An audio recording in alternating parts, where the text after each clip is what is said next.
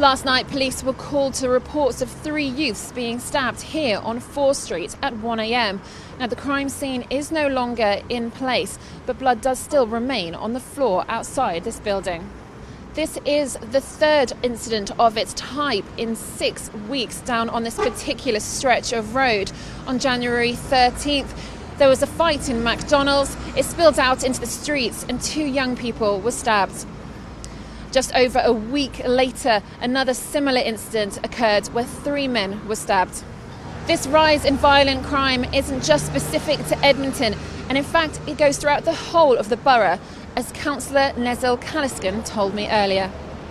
Whether a young person is in a gang or not in a gang, that's a life, and I'm afraid that is a failure on this government's part to really stand up for young people, whatever activity they're involved in.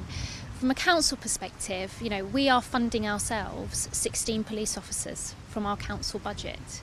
That's because we recognise that policing makes a difference. We've also, just last week the Cabinet looked at our budget for the year. We've allocated £500,000 for youth activities. We fund £1 million for CCTV, which we know makes a difference for crime hotspots. But we've lost 50% of our budget as a council over the past 10 years. I'm afraid the austerity that we've experienced in our public services, the deep cuts the Metropolitan Police are experiencing still, and there are more cuts to come, means that it's the young people of this borough that are really paying the price. I've spoken to residents here on Fore Street and on social media. Now, they won't talk to us because they are scared of gang retaliation. They believe that it's all down to drug dealing in the area.